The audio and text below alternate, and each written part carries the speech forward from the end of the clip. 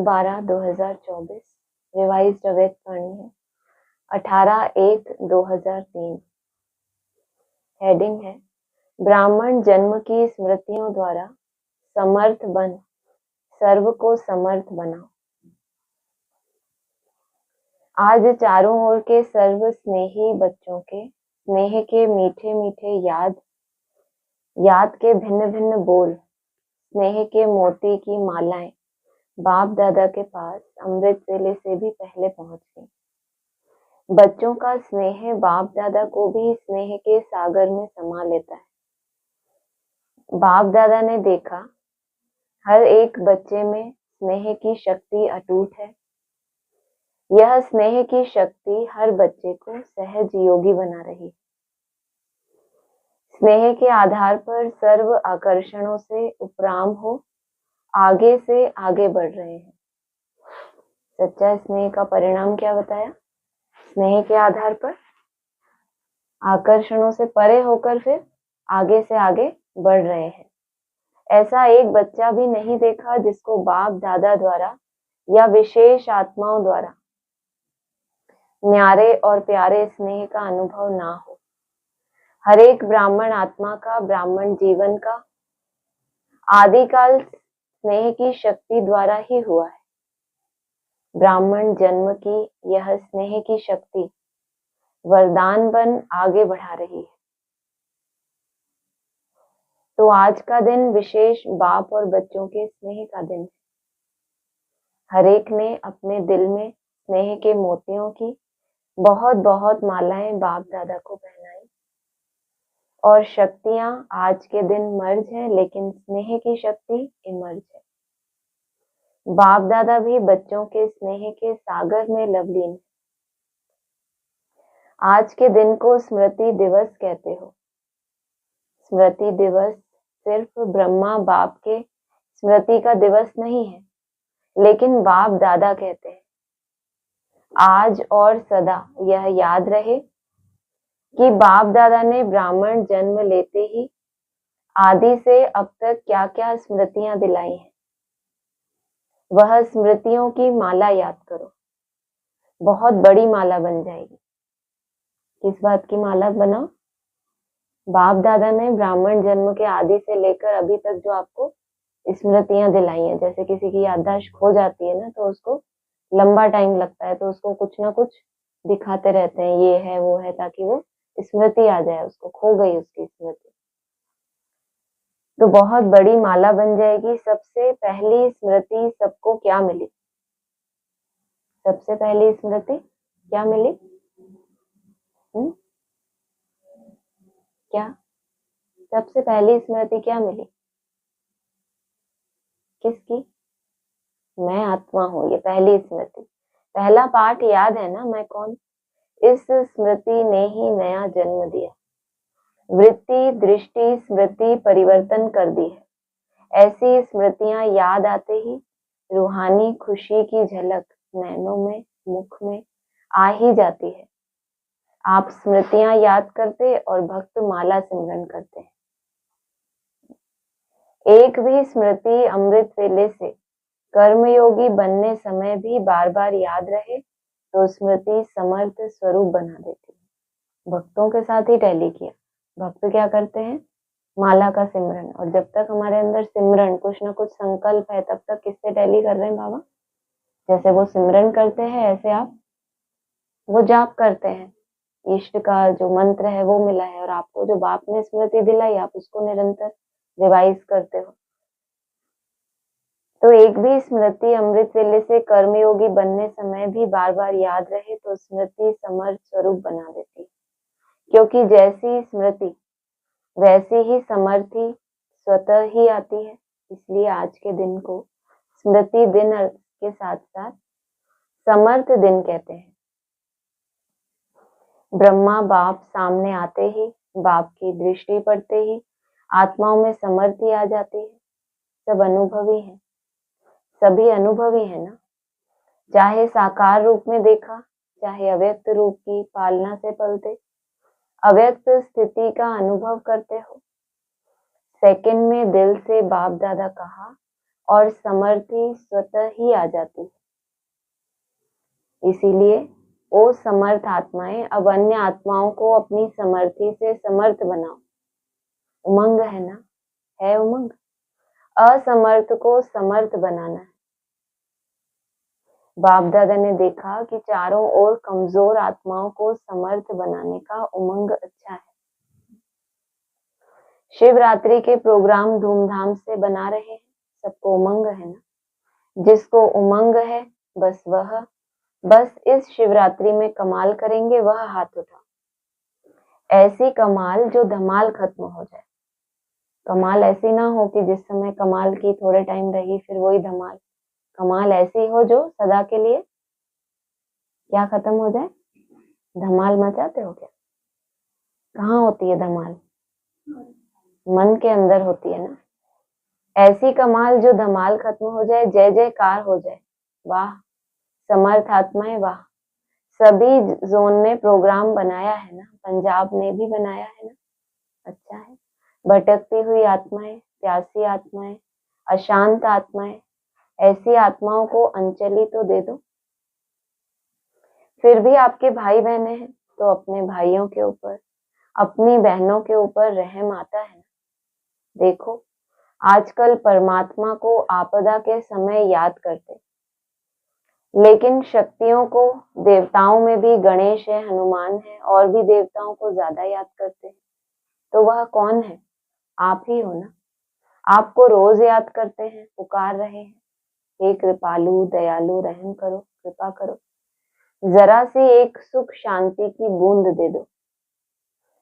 आप द्वारा एक बूंद के प्यासे हैं, तो दुखियों का, प्यासी आत्माओं का आवाज, हे शक्तियां, हे देव, नहीं पहुंच रहा है? पहुंच रहा है ना। बाप दादा जब पुकार सुनते हैं तो शक्तियों को और देवों को याद करते हैं। तो अच्छा प्रोग्राम दादी ने बनाया है, बाबा को पसंद है। स्मृति दिवस तो सदा ही है, लेकिन फिर भी आज का दिन स्मृति द्वारा सर्व समर्थियां विशेष प्राप्त की। अब कल से शिवरात्रि तक बाप दादा चारों ओर के बच्चों को कहते कि यह विशेष दिन यही लक्ष्य रखो कि ज्यादा से ज्यादा आत्माओं को मनसा द्वारा, वाणी द्वारा, संबंध संपर्क द्वारा, किसी भी विधि से संदेश रूपी अंजलि जरूर देना। अपना उलाहना उतार दो। बच्चे सोचते हैं अभी विनाश की डेट तो दिखाई नहीं देती, तो कभी भी उलाहना पूरा कर लेंगे, लेकिन नहीं। अगर अभी से उलाहना पूरा नहीं करेंगे तो यह भी उलाहना मिलेगा कि आपने पहले क्यों नहीं बताया। हम भी कुछ तो बना देते, फिर तो सिर्फ अहो प्रभु कहेंगे। क्या एक बूंद के प्यासे हैं ना, एक बूंद बाबा ने क्या बताया? मन मना भाव। एक बूंद माना 1 सेकंड की आत्मिक स्मृति, इसको भी कहेंगे बूंद। 1-1 सेकंड से ही जमा करना शुरू करते हैं ना, तो कहेंगे कि आपने पहले नहीं बताया। हम भी कुछ तो बना देते, फिर तो सिर्फ अहो प्रभु कहेंगे। इसीलिए उन्हें भी कुछ कुछ तो वर्षे की अंजलि लेने दो, उन्हों को भी कुछ समय दो। एक बूंद से भी प्यास तो बुझाओ। प्यासे के लिए एक बूंद भी बहुत महत्व वाली होती है। आपको लंबे समय उसमें टिकने का अभ्यास हो गया तो आपको और चाहिए, लेकिन जिसका मन रुक ही नहीं रहा, उसके लिए वो 1-2 सेकंड भी क्या है, जैसे कि वो बूंद उसके लिए बहुत महत्व रखती है। तो यही प्रोग्राम है ना कि कल से लेके बाप दादा भी हरी झंडी नहीं, नगाड़ा बजा रहे हैं। कल से क्या सुनोगे? नहीं, बाबा नहीं बोला, कल से लेके। तो यही प्रोग्राम है ना कि कल से लेके बाप दादा भी हरी झंडी नहीं, नगाड़ा बजा रहे हैं कि आत्माओं को, हे तृप्त आत्माएं, संदेश दो, संदेश दो। कम से कम शिवरात्रि पर बाप के बर्थडे का मुख तो मीठा करें कि हाँ हमें संदेश मिल गया। यह दिल खुश मिठाई सभी को सुनाओ, खिलाओ। साधारण शिवरात्रि नहीं मनाना, कुछ कमाल करके दिखाना। उमंग है। पहली लाइन को है, बहुत धूम मचाओ, कम से कम यह तो समझें कि शिवरात्रि का इतना बड़ा महत्व है। हमारे बाप का जन्मदिन है, सुन के खुशी तो मनाएं। बाप दादा ने देखा कि अमृत वेले मेजॉरिटी का याद और ईश्वरीय प्राप्तियों का नशा बहुत अच्छा रहता है, लेकिन कर्मयोगी की स्टेज में जो अमृत वेले का नशा है उससे क्या होता है, अंतर पड़ता है या समान रहता है? अब बाबा ने बोला है तो सब यही बोलेंगे कि अंतर पड़ जाता है। कारण क्या है? कर्म करते सोल कॉन्शियस और कर्म कॉन्शियस दोनों रहता है। इसकी विधि है कर्म करते मैं आत्मा। कौन सी आत्मा, वह तो जानते ही हो, जो भिन्न भिन्न आत्मा के स्वमान मिले हुए हैं। उसमें से भी विशेष मेरा स्वमान कौन सा है, जो मैं प्रैक्टिकल धारण करती हूँ। वो स्वमान की माला जपना हो तो जो फिर भी एक भक्ति मार्ग हो गया। मैं ये हूँ, प्रैक्टिकल में कुछ भी नहीं है, ढेर सारी लिस्ट है, उसमें से मैं कौन सा प्रैक्टिकल में धारण करती हूँ। ऐसी आत्मा करावनहार होकर इन कर्मेंद्रियों द्वारा कर्म कराने वाली है। यह कर्मेंद्रियां कर्मचारी हैं, लेकिन कर्मचारियों से कर्म कराने वाली मैं करावनहार हूँ, न्यारी हूँ। क्या लौकिक में भी डायरेक्टर अपने साथियों से, निमित्त सेवा करने वालों से सेवा कराते, डायरेक्शन देते, ड्यूटी बजाते ये भूल जाता है कि मैं डायरेक्टर हूँ? कितने सारे डायरेक्शन देता है, लेकिन उसकी स्मृति में क्या रहता है कि मैं डायरेक्टर हूँ। तो अपने को करावनहार शक्तिशाली आत्मा हूँ यह समझकर कार्य कराओ। यह आत्मा और शरीर, वह करनहार और वह करावनहार, यह स्मृति मर्ज हो जाती है। आप सबको, पुराने बच्चों को मालूम है कि ब्रह्मा बाप ने शुरू शुरू में क्या अभ्यास किया। क्या करते थे अभ्यास? हाँ, क्या? मैं भी आत्मा, युगल का नाम लिखते थे, वो भी आत्मा। एक डायरी देखी थी ना, सारी डायरी में एक ही शब्द, मैं भी आत्मा, जसोदा भी आत्मा, यह बच्चे भी आत्मा है, आत्मा है। यह फाउंडेशन सदा का अभ्यास किया। तो यह पहला पाठ मैं कौन, इसका बार बार अभ्यास चाहिए, चेकिंग चाहिए। ऐसे नहीं कि मैं तो हूं ही आत्मा। होता है ना, कोई ज्यादा कोई समझदार बाबा से भी पूछते थे कि जो हम हैं ही, बाबा तो कहते हैं वाणियों में कि जो तुम हो ही उसका चिंतन थोड़ी करना पड़ता, लेकिन जो हम हैं अभी स्वरूप निष्ठ नहीं हुए तो स्वरूप को बार बार क्या करना पड़े। जैसे अभी बोला ना, किसी की याददाश्त चली गई, वो भूल गया, मान लो जो उसका नाम रूप है, वो भूल गया कि मैं ये हूँ, तो उसको कोई संबंधी बार बार याद दिलाते हैं कि देखो तुम ये हो, उसको थोड़ी याद आता है। तो फिर उसको क्या करना पड़ता है, लंबा टाइम वो स्मृति का अभ्यास करना पड़े कि मैं ये हूँ। ऐसे नहीं कि मैं तो हूँ ही आत्मा। अनुभव करें कि मैं आत्मा करावनहार बन कर्म करा रही हूँ।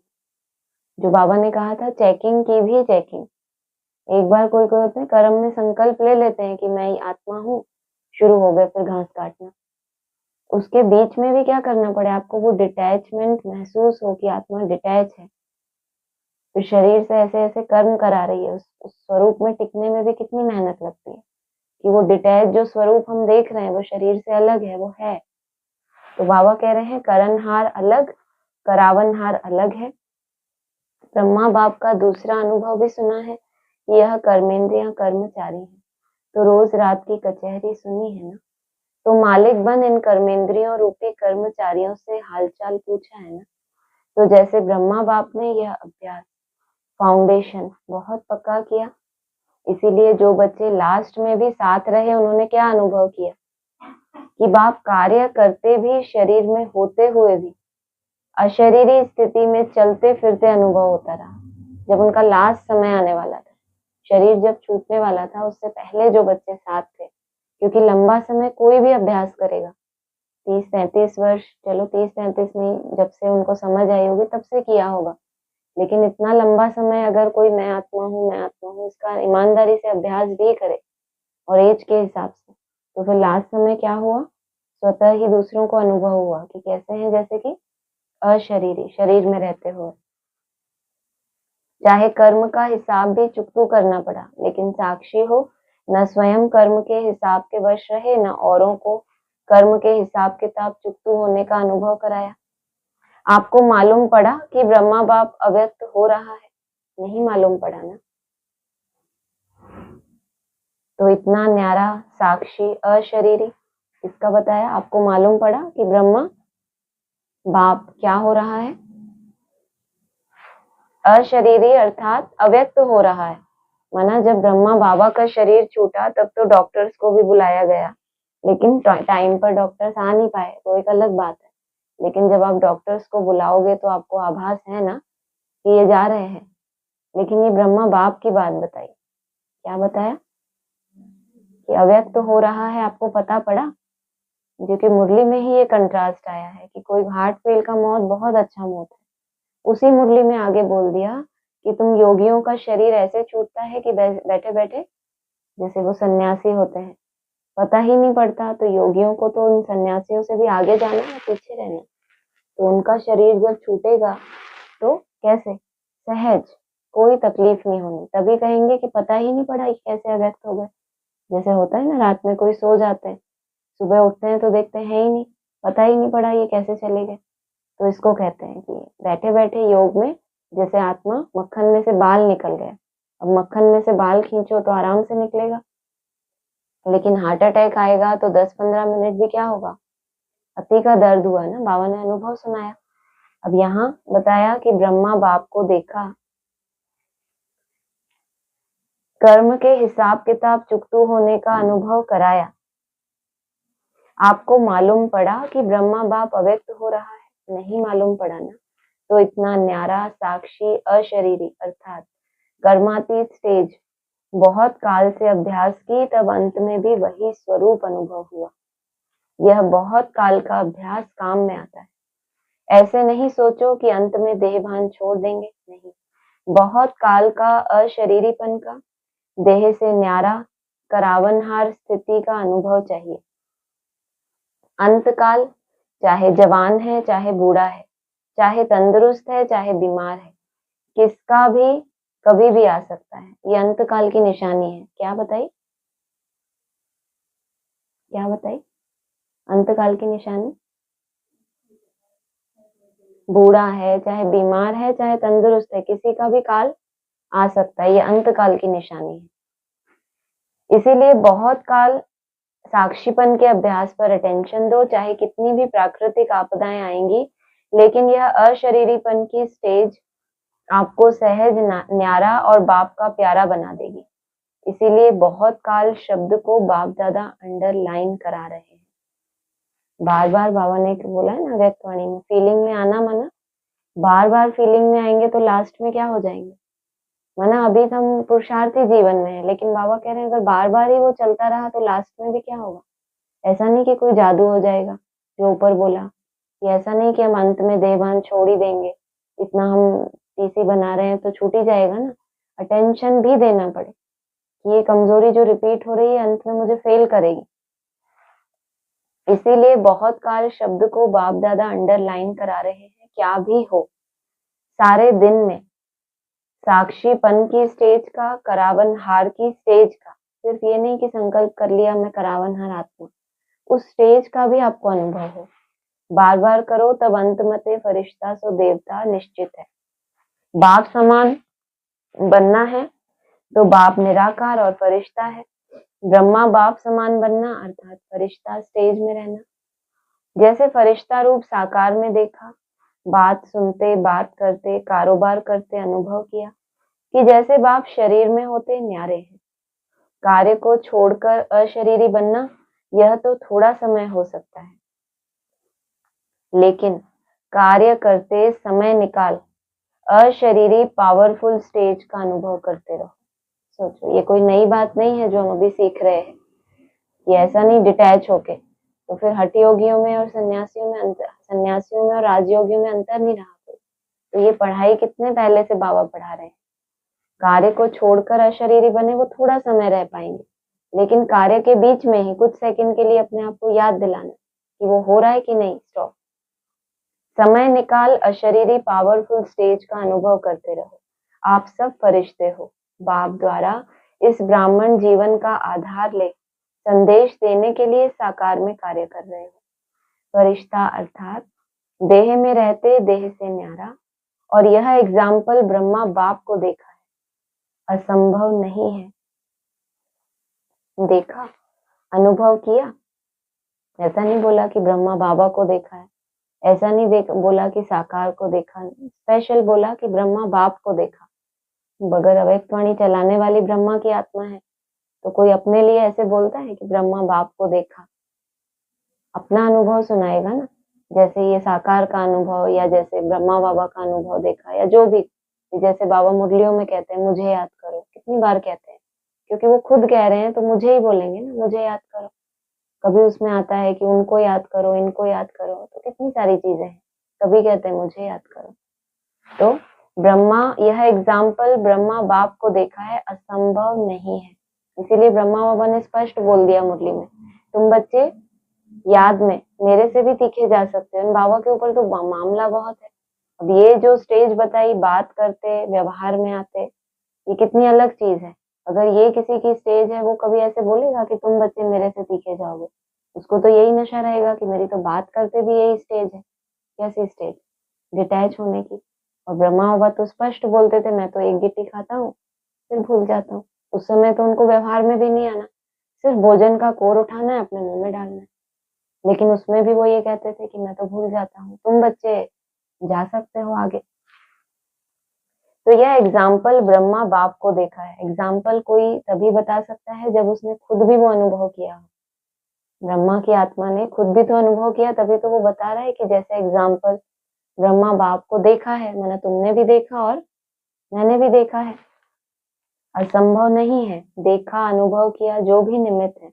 चाहे अभी विस्तार ज्यादा है, लेकिन जितनी ब्रह्मा बाप की नई नॉलेज, नई जीवन, नई दुनिया बनाने की जिम्मेवारी थी, उतनी अभी किसी की भी नहीं। सबसे बड़ी जिम्मेदारी है नई नॉलेज, नया जीवन और नई दुनिया बनाने की जिम्मेवारी।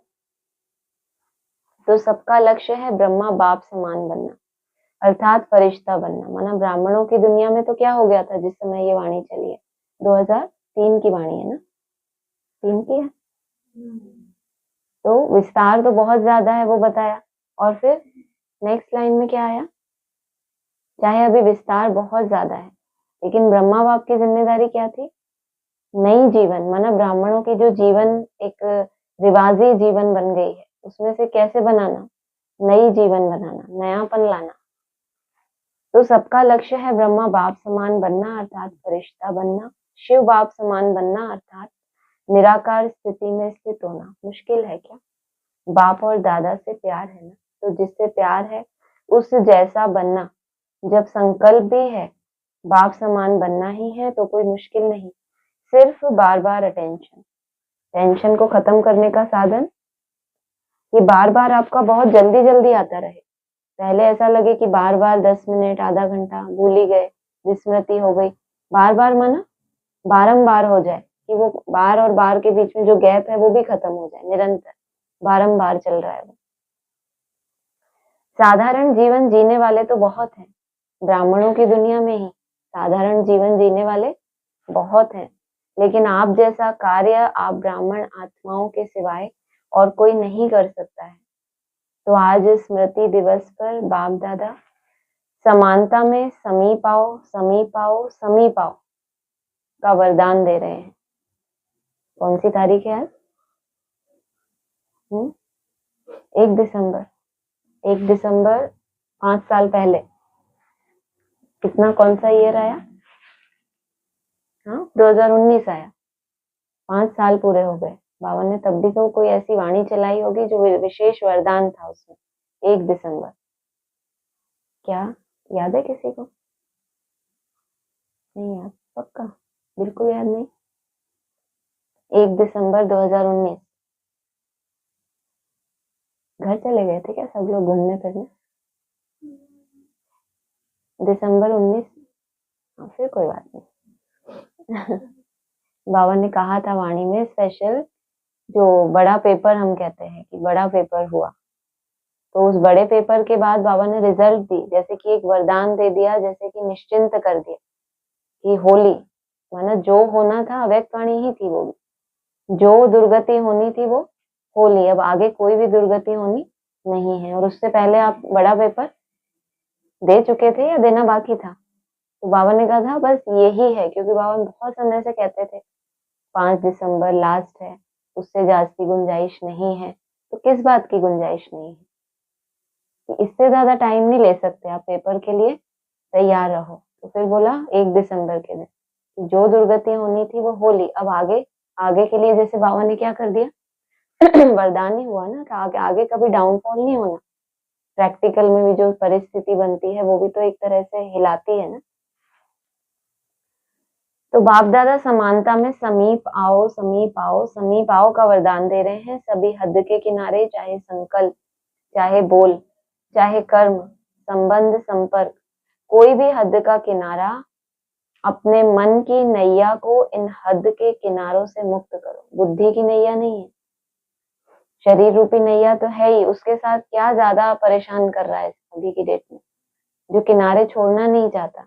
मन की नैया है। शरीर के लिए तो चलो अभ्यास कर ही रहे हैं, फास्टिंग कर रहे हैं कि हमें नॉलेज मिल गई, लेकिन हद के किनारे हैं। किसी को अपना सहारा बनाया, किसी को अपना आधार बनाया, ये मेरा बहुत हितैषी है, ये मेरा बहुत शुभ चिंतक है, तो धोखा मिलेगा या नहीं मिलेगा? उस किनारे से भी तो बाबा को छुड़वाना है ना, तभी तो एक के पास पहुंचेंगे। परम धाम में एक के पीछे एक लटकते हुए जाना है किसी को, कि मैं तो बिंदी भी आपके पीछे लटकती ही जाऊंगी, ऐसा होता है कभी? तो कोई भी हद का किनारा पकड़ा हुआ है, कोई भी हद है, तो इन हद के किनारों से मुक्त कर दो। अभी से जीवन में रहते मुक्त, ऐसे जीवन मुक्ति का अलौकिक अनुभव बहुत काल से करो। अच्छा, चारों ओर के बच्चों के पत्र बहुत मिले हैं और मधुबन वालों की क्रोध मुक्त की रिपोर्ट, समाचार भी बाप दादा के पास पहुंचा है। बाप दादा हिम्मत पर खुश हैं और आगे के लिए सदा मुक्त रहने के लिए सहन शक्ति का कवच पहने रखना। तो कितना भी कोई प्रयत्न करेगा, लेकिन आप सदा सेफ रहेंगे। कब सेफ रहेंगे? क्या बोला?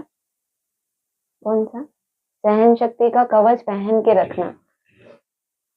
ऐसे सर्व दृढ़ संकल्पधारी, सदा स्मृति स्वरूप आत्माओं को, सदा सर्व समर्थियों को, समय पर कार्य में लाने वाले विशेष आत्माओं को, सदा सर्व आत्माओं के रहम दिल आत्माओं को, सदा बाप दादा समान बनने के संकल्प को साकार रूप में लाने वाले ऐसे बहुत बहुत बहुत प्यारे और न्यारे बच्चों को बाप दादा का याद प्यार और नमस्ते।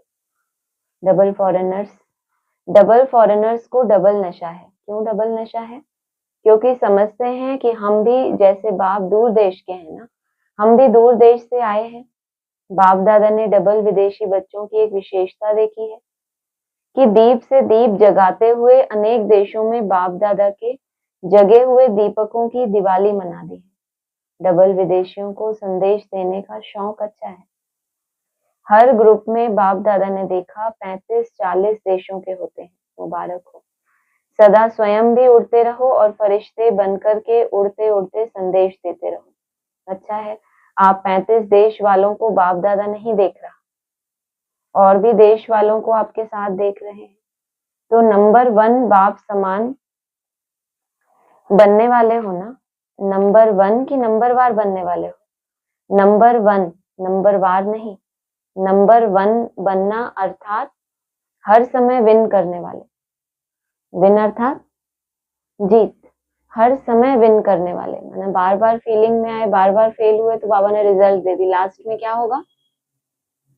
लास्ट में क्या होगा? फेल हो ही जाएंगे। फीलिंग आई और उसको एकदम से ज्ञान के शस्त्र के द्वारा क्या किया? कट किया, उसका परिवर्तन किया। तो ऐसे हो ना, बहुत अच्छा, विजयी हैं और सदा विजयी रहने वाले। अच्छा, और सभी को जहां जहां जाओ वहां यह स्मृति दिलाना कि सभी डबल फॉरेनर्स को 1 नंबर बनना है। अच्छा, बाप दादा सभी माताओं को, गौपाल की प्यारी माताओं को बहुत बहुत दिल से याद प्यार दे रहे हैं। और पांडव चाहे यूथ हैं चाहे प्रवृत्ति वाले हैं, पांडव सदा पांडव पति के साथ ही रहे। ऐसे साथी पांडवों को भी बाप दादा बहुत बहुत याद प्यार दे रहे हैं। दादी जी से आज के दिन क्या याद आता है? विल पावर्स मिली ना, विल पावर्स का वरदान है। बहुत अच्छा पाठ बजाया है, मुबारक है। सभी की दुआएं आपको बहुत है। आपको देख करके ही सभी खुश हो जाते हैं, बोलो या नहीं बोलो। आपको कुछ होता है ना तो सब ऐसे समझते हैं कि हमको हो रहा है। इतना प्यार है सभी का। दादी ने कहा, हमारा भी सबसे बहुत प्यार है। प्यार तो है बहुत सभी से, यह प्यार ही सभी को चला रहा है। धारणा कम हो ज्यादा हो, लेकिन प्यार चला रहा है। धारणा की इतनी बात नहीं है, वहां कैसे चल रहे हैं, केवल स्नेह के आधार से। ईशु दादी से कहा, इसने भी हिसाब किताब चुकतो कर लिया, कोई बात नहीं, इसका सहज पुरुषार्थ, सहज हिसाब चुकतू, सहज ही हो गया, सोते सोते आराम मिला विष्णु के मुआफिक। अच्छा, फिर भी साकार से अभी तक यज्ञ रक्षक बने हैं। तो यज्ञ रक्षक बनने की दुआएं बहुत होती हैं। सभी दादियां बाप दादा के बहुत बहुत समीप हैं, समीप रत्न है। तो सबको दादियों का मूल्य है, संगठन भी अच्छा है। आप दादियों के संगठन में इतने वर्ष यज्ञ की रक्षा की है और करते रहेंगे। यह एकता सभी सफलता का आधार है। किसी ने कहा, बाबा बीच में है, बाप को बीच में रखा है, यह अटेंशन बहुत अच्छा दिया है। अच्छा, सभी ठीक है। वरदान है, सर्व संबंधों से एक बाप को अपना साथी बनाने वाले सहज पुरुषार्थी भव। बाप स्वयं सर्व संबंधों से साथ निभाने की ऑफर करते हैं। जैसा समय वैसे संबंध से बाप के साथ रहो और साथी बनाओ। जहां सदा साथ भी है और साथी भी है, वहां कोई मुश्किल हो नहीं सकता। जब कभी अपने को अकेला अनुभव करो तो उस समय बाप के बिंदु रूप को याद नहीं करो, प्राप्तियों की लिस्ट सामने लाओ। क्योंकि बिंदु तो वैसे ही अकेला, अब आपको अकेलापन पहले से ही फील हो रहा है, तो प्राप्तियों की लिस्ट सामने लाओ। भिन्न भिन्न समय के रमणीक अनुभव की कहानियां स्मृति में लाओ। सर्व संबंधों के रस का अनुभव करो तो मेहनत समाप्त हो जाएगी और सहज पुरुषार्थी बन जाएंगे। स्लोगन है, बहु रूपी बन, माया के बहु रूपों को परख लो तो मास्टर मायापति बन जाएंगे। वरना माया बहुरूपी बन के आती है तो हमें एक ही ढर्रे में नहीं रहना। जब जैसी माया है उसके लिए फिर वैसा स्वरूप बनाना है। उस माया के लिए जैसा स्टेप उठाना पड़े वैसा स्टेप भी उठाना है। ओम शांति। कुछ पॉइंट्स रिवाइज कर लेते हैं। जुलाई तक के हुए थे, चलो अभी तो इसमें सितंबर तक के,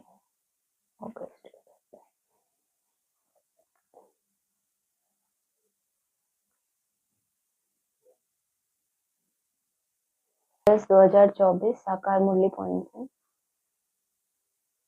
तुम अपने राज्य में कितने स्वतंत्र थे, अब फिर वहां जाने के लिए पावन बनना है। तुम कितने धनवान बनते हो, वहां तो पैसे की चिंता नहीं होती है। भले गरीब हो फिर भी पैसे की चिंता नहीं, सुखी रहते हैं। चिंता यहाँ होती है। मतलब वहां पर भी क्या है इस पॉइंट में खास, कि वहां पर भी गरीब अमीर बाबा तो, जबकि मुरली में क्या है, तो वहां तो हीरों के महल, सबके महल, ऐसे हीरे पड़े रहते हैं। जैसे यहाँ मिट्टी कंकड़ पड़ा रहता है, ऐसे पड़े रहते हैं, तो कोई गरीब क्यों होगा। तो ये प्रैक्टिकल बात नहीं थी। वहां तो पैसे की चिंता नहीं होती। ठीक है, हम गरीब हैं, लेकिन क्या क्या स्वभाव आ गया उनके पास, क्या रहने का, संतुष्ट रहने का। अपने अपने पार्ट से क्या होगा, सब संतुष्ट हो जाएंगे, सुखी रहते हैं। चिंता यहाँ होती है। बाकी राजधानी में नंबरवार पद होते हैं, क्योंकि चिंता यहाँ होती है। जब तक पद उनका फाइनल नहीं हुआ तब तक दौड़ते रहते हैं कि संतुष्ट क्यों हो जाए। लेकिन जब राजधानी में नंबरवार पद अनाउंस हो गए फिर कोई चिंता नहीं रहती। सूर्यवंशी राजाओं जैसे सब थोड़ी बनेंगे। सूर्यवंशी राजाओं की जो मेहनत है आगे है भी, जितनी मेहनत उतना पद। वरना सूर्यवंशी बनने के लिए अति की मेहनत, फिर जितनी मेहनत उतना पद। तो जो अपने पद से संतुष्ट हो गए, क्यों संतुष्ट हो गए, अपनी मेहनत का भी उनको साक्षात्कार होगा कि हमने इतनी ही मेहनत की।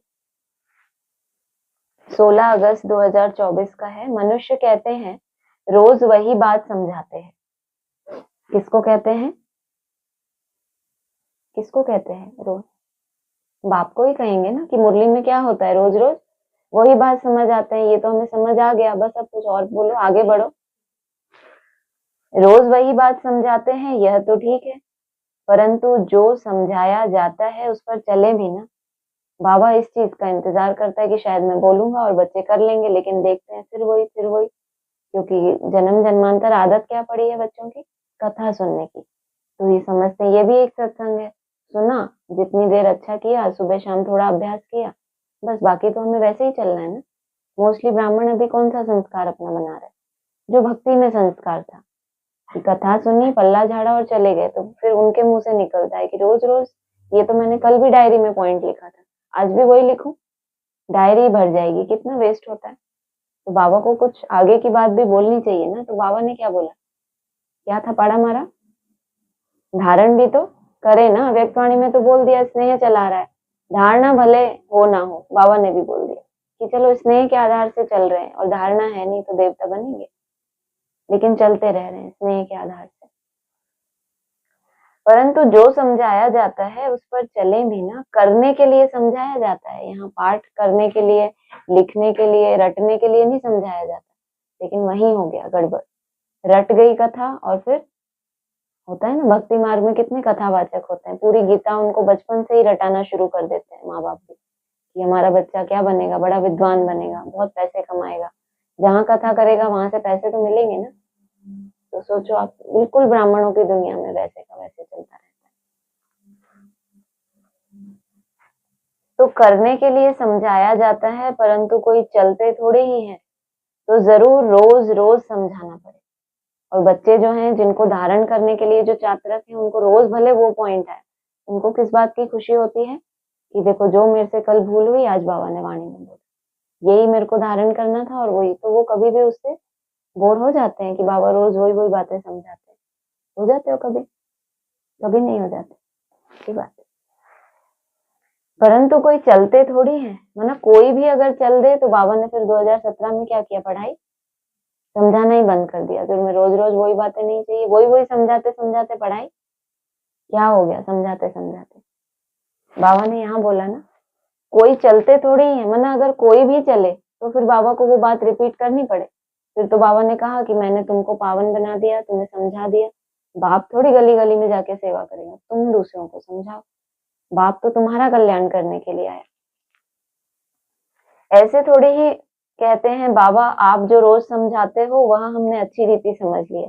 अच्छा था पाड़ा मारा, कल जो आपने समझाया था वो तो मैंने धारण कर लिया था पिछले हफ्ते ही, अभी तक आप वही बात बोल रहे हो, वो हो गया मेरा, आगे बढ़ो। आगे बाबा बढ़ भी जाता है।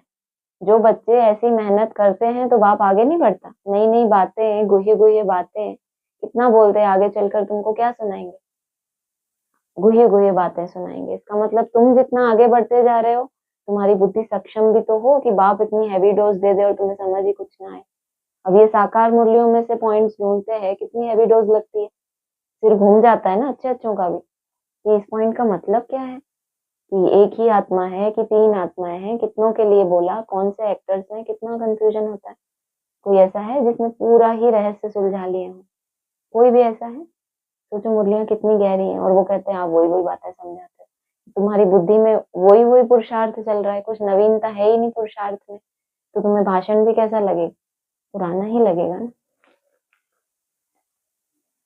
तो बाबा ने कहा ऐसे थोड़े ही कहते हैं बाबा आप जो रोज समझाते हो वह हमने अच्छी रीति समझ लिया है, अब हम तमो प्रधान से सतो प्रधान बन जाएंगे, यू डोंट वरी। हम खुद ही तमो प्रधान से सतो प्रधान बन जाएंगे। आप छूटे बाबा तो कब छूटे, अपने आप छूट गए बाबा तो 17 के बाद गुप्त हो गए ना, पहले से ही बोलते थे 18 में तमो प्रधान से सतो प्रधान की इकाई शुरू हो जाएगी और बाप गुप्त हो जाएगा, कलंक लगेंगे। ये बातें पहले से बताई हुई थी, अचानक हो गया 18 का ड्रामा। तो अब हम तमो प्रधान से सतो प्रधान बन जाएंगे, आप छूटे, ऐसे कहते हैं क्या? इसीलिए बाबा को रोज समझाना पड़ता है। बात तो एक ही है परंतु करते नहीं है ना, बाप को याद ही नहीं करते। ये एक बात तो कोई मुरली ऐसी नहीं है जिसमें ना आती है, लेकिन बाप को याद, जैसा बाप चाहता है ये मुझे याद करें, अपने हिसाब से भक्ति मार्ग की तरह जिसकी जितनी समझ है सब प्रयास कर रहे हैं, लेकिन बाप जैसी याद चाहता है वैसी नहीं होगी। अगला है इसी मुरली का, बाप जानते हैं नंबरवार पुरुषार्थ अनुसार है, जब तक सतो प्रधान नहीं बने हैं जा नहीं सकते। लड़ाई का भी कनेक्शन है ना, लड़ाई लगेगी ही तब जब तुम नंबरवार पुरुषार्थ अनुसार सतो प्रधान बनेंगे। फिर तुम कहाँ जा सकेंगे? जब तक सतो प्रधान नहीं बने तो क्या बोला, जा नहीं सकते। कहाँ नहीं जा सकते? ना परम धाम जा सकते, ना वैकुंठ में जा सकते। लड़ाई लगेगी ही तब जब तुम नंबरवार पुरुषार्थ अनुसार सतो प्रधान बनेंगे। ज्ञान तो 1 सेकंड का है। ये कौन सा ज्ञान है जो 1 सेकंड में समझ में आता है? माना वो जो ज्ञान का सागर है, जो ज्ञान का मूल है, जहां से ये निकला है पूरा रहस्य, जो भी सृष्टि चक्र का रहस्य, जब उस बाप के सन्मुख पहुंचते हैं तो कितना टाइम लगता है। बाबा ने बोला ना कि जब शिव बाप प्रत्यक्ष होगा तो 80-80 वर्ष लगेंगे क्या सतो प्रधान बनने में। जैसे अभी पढ़ाई को 80 कितने ऊपर वर्ष हो गए, उससे भी तो इतना वर्ष तब थोड़ी लगेगा जब शिव बाप प्रत्यक्ष होगा। प्रत्यक्ष भी कब होगा? कल्प कल्प कल्प, जब 3 कल्प पूरे होंगे उसके भी अंत में।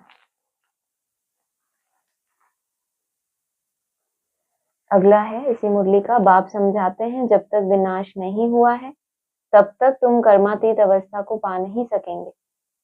भल कितना भी माथा मारो, सारा समय शिव बाबा को बैठ याद करो और कोई बात नहीं करो। लेकिन क्या बताया, क्या बताया? जब तक विनाश नहीं हुआ है तब तक तुम कर्मातीत अवस्था को पा नहीं सकेंगे। किसका विनाश हो जाए? हमारा ही विनाश हो जाए, फिर हम कर्मातीत बन जाएंगे ऐसा? अवगुणों का जो है, जो भी हमारे अंदर किच्चड़ पट्टी है, जो भी अभी अवगुण है जो हमें हमारे कर्मातीत अवस्था से दूर लेके जाते हैं, तो बाबा कह रहे हैं जब तक विनाश नहीं हुआ, पुरानी दुनिया का ही विनाश होता है ना। अभी हमने समझा दुनिया कैसे बनती है, सृष्टि कैसे बनती है। संकल्प से सृष्टि बनती है। कहाँ है वो? मन के संकल्पों से सृष्टि बनती है। अब बाबा कह रहे हैं जब तक विनाश नहीं हुआ है, प्रैक्टिकल नई दुनिया भी आती है उससे पहले 3-3 बार विनाश होता है। ब्रह्मा ने भी एक सृष्टि बनाई, ब्रह्मा जैसी पावरफुल आत्मा, उसने पहले संकल्पों से सृष्टि बनाई, पसंद नहीं आई। बाप को पसंद नहीं आई होगी। हर एक जो अपने संकल्पों से सृष्टि रचता है उसको तो कुछ ना कुछ पसंद आती है, तभी तो रचता है ना वैसे संकल्प। लेकिन पसंद नहीं आई, फिर बिगाड़ी, फिर बनाई। है ना, ये भी स्टेप्स है ना सतो प्रधान बनने के। 4 आयाम होते हैं, ऐसे झट से कूद के नहीं ऊपर जाते। 4 आयामों से आत्मा सात्विक बनती है। तो जब तक विनाश नहीं हुआ तब तक तुम कर्मातीत अवस्था को पा नहीं सकेंगे। भले कितना भी माथा मारो, माथा माना बुद्धि से तुम कितना भी बैठ के सारा दिन बाप को याद करो और कुछ काम मत करो, लेकिन जो पुरानेपन का विनाश तुमने नहीं किया वो तुम्हारे साथ ही है, तो फिर कर्मातीत अवस्था को तुम पा नहीं सकेंगे। सारा समय शिव बाबा को ही बैठ याद करो और कोई बात नहीं करो।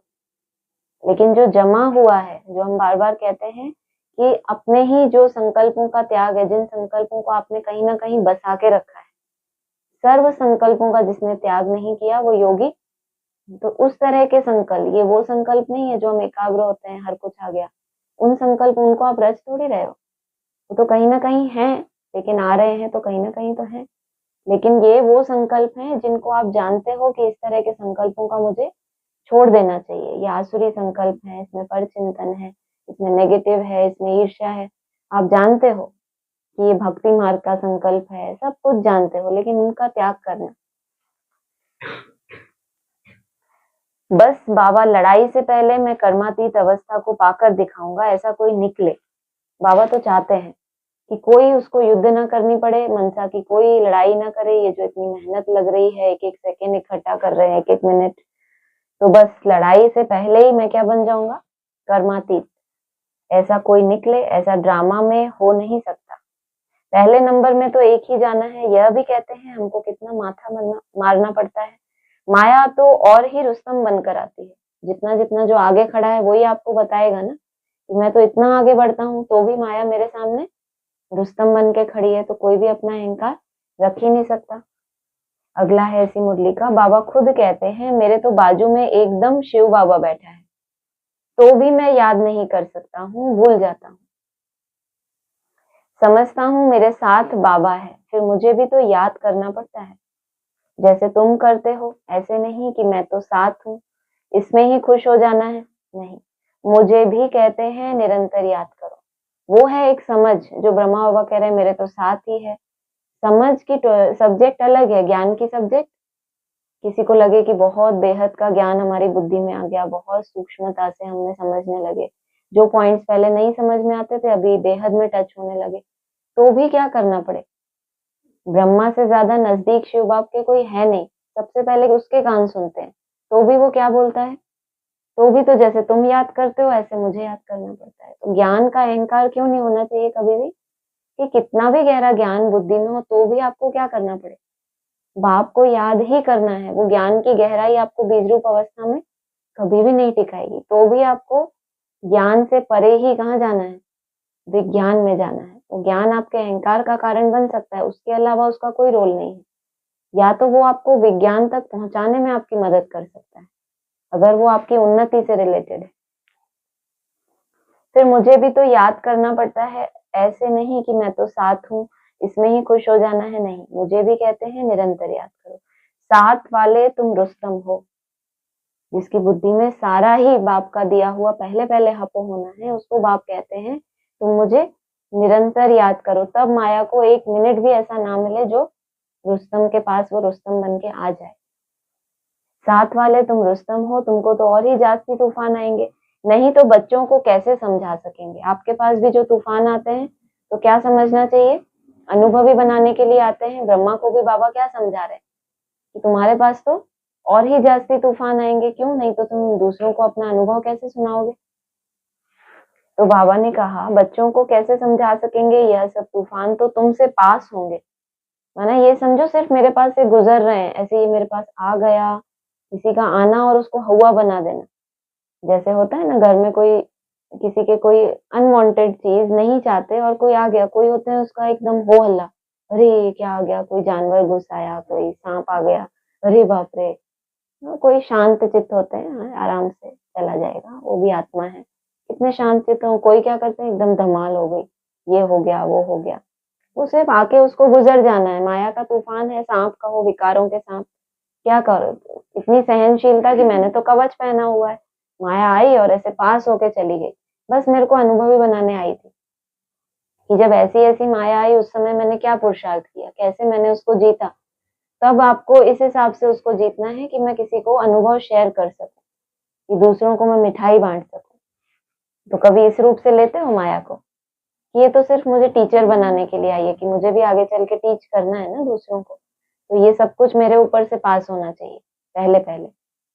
नहीं ऐसा समझते, तभी तो अंदर घुस जाती है। उसको घर कर लेना क्यों कहते हैं। कोई भी जानवर आपके घर में घर कब बना लेता है, हाँ, जब आपने थोड़ा भी उसको स्पेस दिया।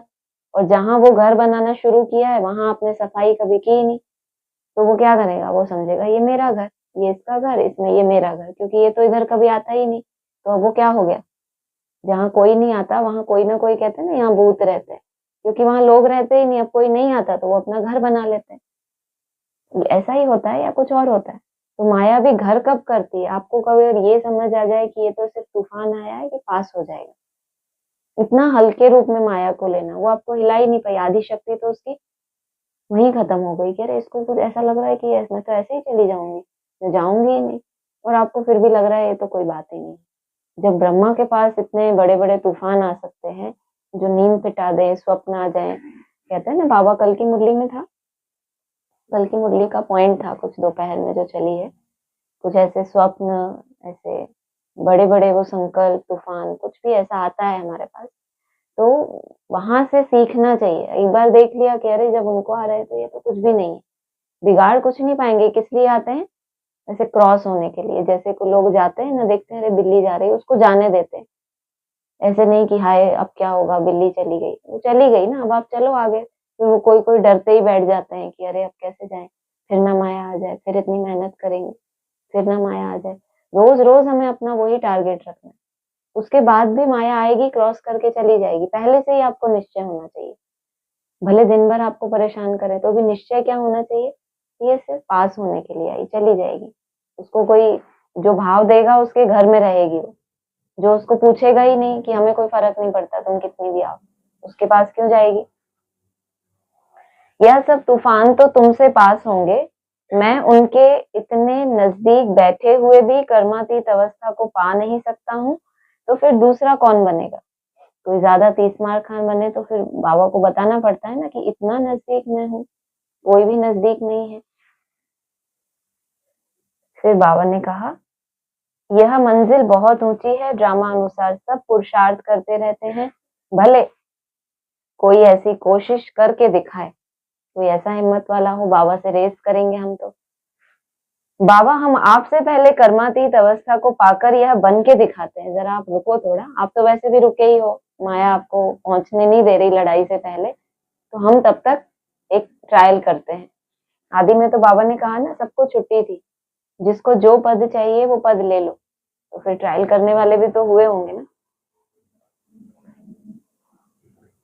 हो नहीं सकता, आगे एक लाइन बोल दी, ये भी कम थोड़ी है, मुझे लगा कि उनको करने देंगे ऐसा।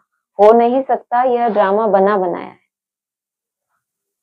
नहीं तो बेचारे अहंकार में आके कितना अपना अकल्याण करते। बाबा को क्या पड़ी है कि कोई मेरे से आगे ना जाए, बाबा तो खुद कहते थे कि तुम बच्चे मेरे से आगे जा सकते हो, लेकिन आत्मा को, अगर ऐसी आत्मा को जो रेस करना चाहे बाबा के साथ भी, तो फिर उसको अगर लिफ्ट मिल जाए तो कितना रसातल में चला जाएगा, तो उसको उससे रोकने के लिए क्या बोल दिया, हो नहीं सकता।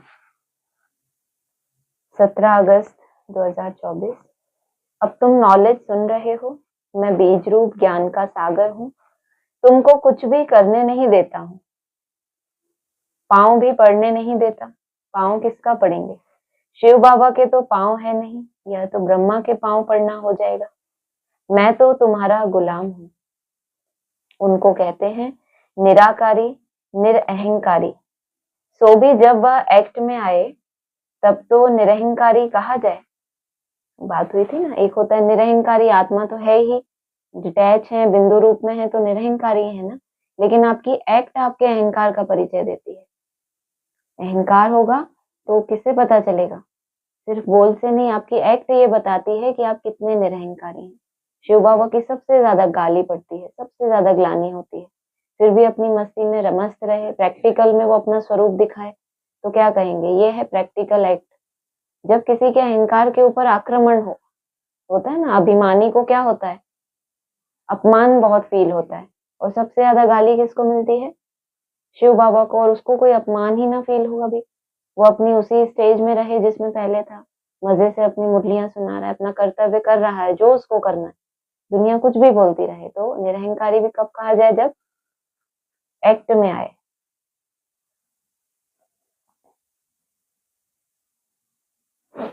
19 अगस्त 2024। ग्रंथ को समझते हैं यह जैसे गुरु गोविंद का शरीर है, ग्रंथ को इतना मान देते हैं यह गुरु की जैसे देह है, ऐसे सिख लोग समझते हैं। परंतु गुरु नानक ने थोड़े ही बैठ ग्रंथ लिखा है, नानक ने तो अवतार लिया। सिख लोगों की वृद्धि हुई, बाद में वह ग्रंथ आदि लिखे हैं, एक के बाद फिर सिख धर्म में आते गए। पहले तो ग्रंथ भी इतना छोटा हाथ का लिखा हुआ था।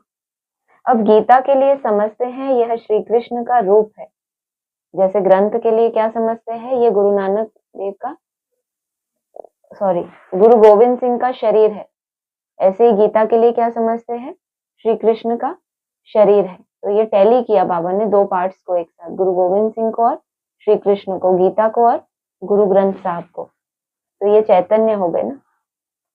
अब गीता के लिए समझते हैं यह श्री कृष्ण का रूप है, ऐसे मानो जैसे नानक का ग्रंथ वैसे श्री कृष्ण की गीता गाई हुई है। 19 अगस्त का अगला है, बच्चा पैदा हुआ और मालिक बना, तुमने पहचाना शिव बाबा आया हुआ है और वर्षे के हकदार बने। गीता भी शिव बाबा ने ही गाई थी, उसने ही कहा है मामेकम याद करो, मैं इस साधारण तन में आता हूँ। गीता भी किसने गाई थी, शिव बाबा ने, लेकिन ये हुआ ना कि ग्रंथ कब लिखा गया, जैसे पीछे बताया, जब गुरु नानक आए उन्होंने तो ग्रंथ नहीं लिखा, ऐसे गीता भी बाद में आने वाले फॉलोवर्स ने लिखी, कृष्ण ने तो नहीं लिखी, या शिव बाबा ने जिसने गीता सुनाई उसने तो नहीं लिखी, किसने लिखी, जो बाद में फॉलोवर्स आए उन्होंने नाम किसका डाला फिर, श्री कृष्ण का, क्योंकि शिव बाबा तो अव्यक्त है ना, उसकी महिमा तो ज्ञानी तो आत्माओं की बुद्धि में होगी, लेकिन जब बहुत वृद्धि हो जाती है तो फिर वो शास्त्र लिखते हैं, पहले से नहीं लिखते शास्त्र।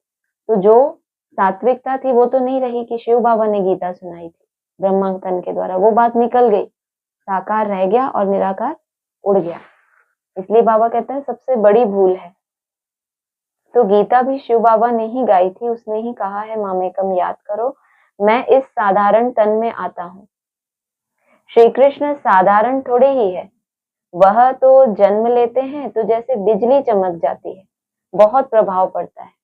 शिव बाबा का आना होता है टीचर के रूप में साधारण तन में, जब फिर श्री कृष्ण का जन्म होता है उस रचयिता के द्वारा, तो फिर उसका प्रभाव क्यों ऐसा प्रभाव ज्यादा निकलता है? क्योंकि डबल हो गए ना, डबल नहीं हो गए।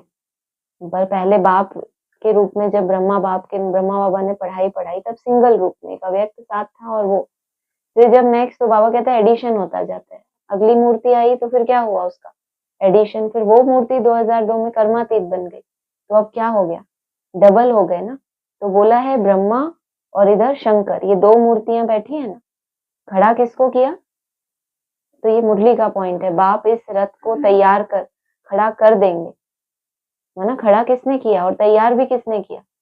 माँ बाप बच्चों को तैयार करके, होता है ना फैंसी ड्रेस कंपटीशन स्कूल में भेजते हैं, कितने सुंदर लगते हैं बच्चे, अरे कितना सुंदर, तैयार किसने किया? माँ बाप ने। और सुंदर कौन दिखता है? प्रभाव किसका आता है? इनाम किसको मिलता है? बच्चे को ही। उसको तो पता ही नहीं है कि मैं क्या बनाऊं। बच्चे को पता होता है, बहुत छोटे होते हैं, उनको कुछ कुछ बना देते हैं, उनको पता ही नहीं होता है मैं लक्ष्मीबाई बनी कि मैं क्या बनी, वो कौन थी, कुछ पता नहीं। लेकिन माँ बाप ने कि ऐसा ऐसा, वो बेचारा बच्चा है ना, कुछ बोला नहीं, चुपचाप बैठा रहा कि आपको जैसा करना है वैसा। ये भी एक तसल्ली की बात है, धैर्यवत होके आपको बाबा जैसा श्रृंगार रहा है ऐसे शांति से बैठे तो रहो स्थिर। इतना आपको निश्चय है कि ये मेरे को सुंदर ही बनाएंगे। ऐसे थोड़ी कि नारद की तरह हम भीख मांग रहे थे कि मुझे आपके जैसा बनना है। और विष्णु तो थोड़ा ऐसे था ना, नटखट टाइप की एक्टिविटीज, तो उसने क्या किया, अब महादेव के पास जाते तो फिर भी शायद, अब विष्णु के पास गए तो उनके पिता ने उनको कितना सुंदर बनाया, तो उनको भी नारद को कुछ तो अच्छा बनाना चाहिए था, क्या बना दिया? हाँ, खुद दर्पण बन गए कि देखो तुम ये हो ना, वही बनाएंगे, सोचो आप। और उनके माता पिता ने कितना सुंदर विष्णु रूप तैयार कर दिया, तो बाप इस रथ को तैयार कर क्या कर देंगे? खड़ा कर देंगे, बाप ने पहले ही बता दिया। तो फिर शिव बाबा कैसा हो गया? साधारण। और फिर श्री कृष्ण साधारण थोड़े ही है, अरे उसको बनाने वाला कितना असाधारण। वो भले गुप्त रहा लेकिन बच्चे गुप्त, तभी तो बाप की जीत होगी ना। दो बातें हैं, सन शोज फादर, फादर शोज सन। जो पहले अपना काम करके दिखाए वो जीता, जो जीता वही सिकंदर ना। तो फिर कौन जीतेगा? बच्चे जीतेंगे या बाप जीत जाएगा? तो बाप पहले बच्चों को प्रत्यक्ष करता है, फिर बच्चों की अव्यक्त स्थिति से कौन प्रत्यक्ष होगा? ये वो बच्चे नहीं है कि जो अपनी रोशनी को अलग प्रत्यक्ष करें। ये कौन से बच्चे हैं? सूर्यवंशी सितारे हैं, जितनी भी इनकी रोशनी बढ़ जाए उसको कहाँ मर्ज करते हैं? ये बाप की रोशनी है, ये सूर्य का प्रकाश है। तो बाबा ने कहा श्री कृष्ण साधारण थोड़ी है, वह तो जन्म लेते हैं तो जैसे बिजली चमक जाती है, और वो बिजली किसी के ऊपर गिर जाए तो कितने करंट लग जाए उसको, तो ऐसा बाप नहीं करते। लेकिन श्री कृष्ण का जन्म होना, और समझो आप कहते हैं ना, अब गाज ही गिरेगी बस। तो पीछे बोला कि कल से क्या होगा।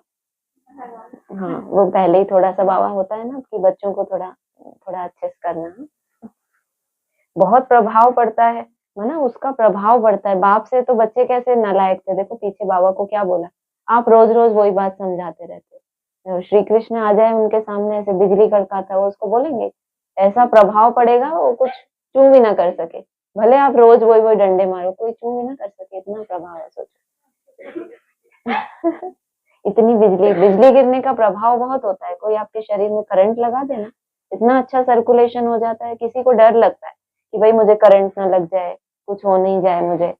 लेकिन बाबा कहते हैं सर्कुलेशन बहुत अच्छा हो। अभी तक तो तुम्हारे ऊपर प्रभाव पड़ा नहीं, तुम बाबा को ही बोलते रहे, बाबा आप रोज रोज वही बातें समझाते हो, तो भी बाबा ने तुम्हें रिस्पॉन्ड किया कि तुम कर लेते हो क्या जीवन में।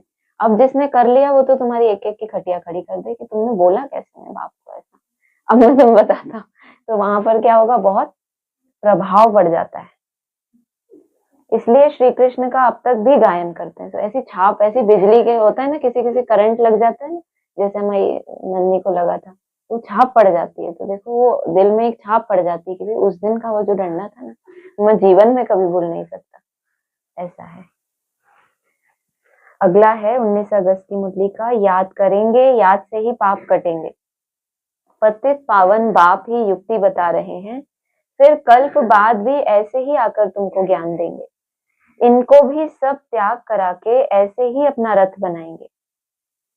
तुम बच्चों को वहां कितनी कशिश हुई। बाबा ने एक मुरली में और भी कहा था कि रथ मिला तो बाप भी आ गया। सुना ये पॉइंट याद है किसी को? कोई पॉइंट नहीं भी याद हो, उस बात की गहराई को समझ लोगे तो आपको ये नहीं लगेगा कि ये बात तो हमने कभी सुनी ही नहीं। आपको चलो वर्ड टू वर्ड नहीं याद कि उस मुरली में क्या था, मुझे तो पढ़ना है तो लिखना भी होता है तो याद हो जाता है। रथ मिला तो फिर बाप भी आ गया, जबकि बाबा कहते हैं इसी रथ में बाप को आना है, तो रथ मिला फिर बाप आ गया, मतलब क्या हुआ इसका? अरे कई बार समझाया। मैया के अलावा कोई और है जिसको याद हो? हाँ भाई, आपको पता है कुछ? आप भी आए हो क्लास में? हाँ, नहीं वो तो मुझे भी आया मना प्रत्यक्ष हुआ, ये तो बहुत पुरानी बात है, कुछ नया हमने बात की थी। ये इससे टैली करो उस पॉइंट को। इस पॉइंट में क्या बोला? इनको भी सब त्याग करा के ऐसे ही अपना रथ बनाएंगे। ऐसे ही नहीं बना देंगे, पहले क्या चाहिए? उस रथ के द्वारा वैसा सर्वस्व त्याग होना चाहिए, फिर वो रथ मिला तो बाप आ गया। पहले नहीं आया था ब्रह्मा के तन में भी, पहले उसको साक्षात्कार कराए कि देखूं ये त्याग करता है कि नहीं। किसी को बहुत मान लो साक्षात्कार हो गए कि फलाना ये मूर्ति है, वो मूर्ति है, फलाना अवैध ज्योतिर्लिंगम है, साक्षात्कार होते हैं ना। अगर जीवन में उसके त्याग ही नहीं आया तो फिर उसको हुआ साक्षात्कार? हुआ ही नहीं। तो बाबा नहीं मानता। ब्रह्मा बाबा को साक्षात्कार कराए, क्या देख रहा था बाप कि इसके आधार से ये त्याग करता है कि नहीं। अगर इतनी ऊंची समझ मिली है और आपके एक्ट में कोई परिवर्तन नहीं, तो आपको मिली ना मिली कोई फर्क पड़ता है? इसलिए बोला समझ से कोई मतलब नहीं है, तो भी आपको उतना ही याद करना है। परिवर्तन चाहिए। परिवर्तन होके क्या बनना है? परी बनना है। याद रखेंगे? परिवर्तन माना क्या बनना है मुझे? परी बनना है, उड़ जाए ऊपर, कि वो जो पुराना है वो रहे ही ना, उसका परिवर्तन हो गया, आगे बढ़ गए, हम उड़ गए। तो फिर क्या बोला कि ये रथ को भी सब त्याग करा के ऐसे ही अपना रथ बनाएंगे। माना अपना बाप किसी को अगर स्वीकार कर रहा है संगम युग पे, तो उस रथ से पहले क्या चाहिए उसको? त्याग। तो बाबा उनका एग्जाम्पल देके हमें क्या समझाना चाह रहे हैं? हम तो कितने धड़ल्ले से कहते हैं हमारा बाप, ऐसे नहीं कहते हमको उसने अपना बनाया। तो बाबा क्या कहते हैं? पहले क्या चाहिए? त्याग। पहले तुमसे त्याग करा के पूरा जीवन तुम्हारा देखेंगे तुमने कितनी ईमानदारी से बाप के कदम पे कदम रखा है। तुम्हें प्रैक्टिकल टीचर भी मिला, तुम्हें प्रैक्टिकल क्या मिला? सतगुरु भी मिला। उसके बाद भी तुमने क्या किया? तो पहले बाबा क्या देखते हैं? त्याग, फिर अपना रथ बनाएंगे। ऐसे किसी बाबा ने बोला है, कोई ऊंचा होता है तो उसके घर का फर्नीचर भी कैसा हो। अब आप किसी को बहुत ऊंचा ज्ञान दो और आपके जीवन में कोई देखे कि ये कैसी चलन है इनकी। और ब्रह्मा बाबा ने जो भी त्याग किया, या उस समय और भी जो आत्माएं थी, जो खास खास मूर्तियां अभी प्रत्यक्ष होने वाली है, कैसा एक्स्ट्रा ऑर्डिनरी त्याग किया होगा।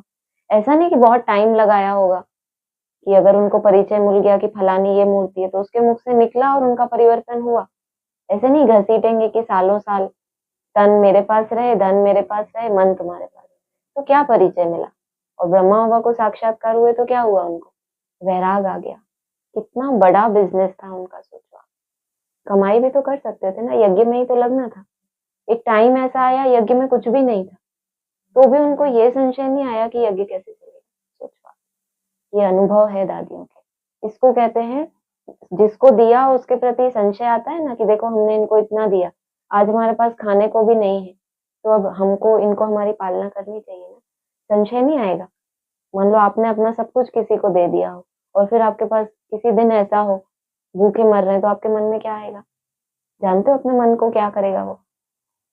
कितना जानते हो अपने मन को? क्या करेगा वो? खुश हो जाएगा बहुत। क्या करेगा? छोटी माँ का अनुभव सुना? याद नहीं? अच्छी अच्छी बातें याद नहीं, बट डायरी में ही है सब कुछ। मन में है कुछ?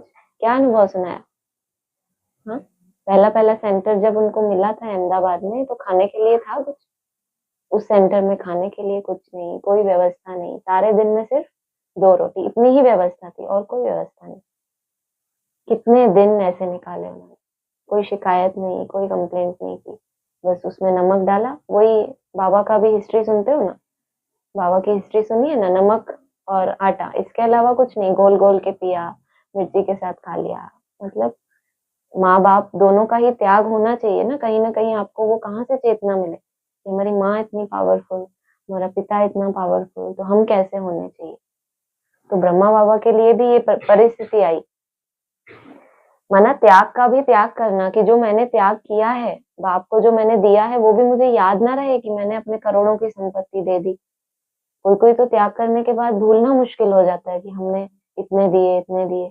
और उनको देखो पूरी संपत्ति, माना इतना फर्टाइल, बाबा कहते हैं उनका बिजनेस था, उन परवाह नहीं की कि क्या होगा, इतना बड़ा यज्ञ, बाबा जाने। देखो भक्ति मार्ग का संस्कार था भले, बाबा चला रहा है, बाबा करा रहा है, लेकिन इतना सुंदर उसकी रिजल्ट निकली।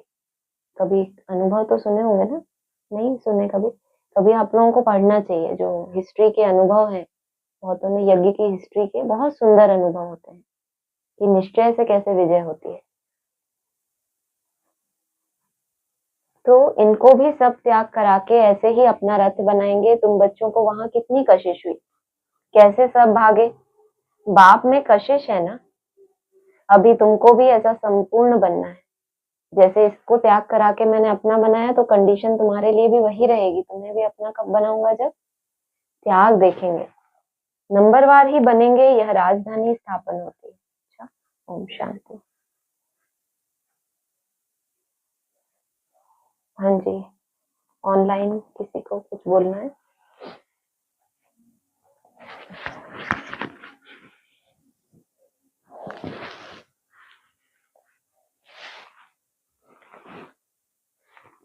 सब ओम शांति बोल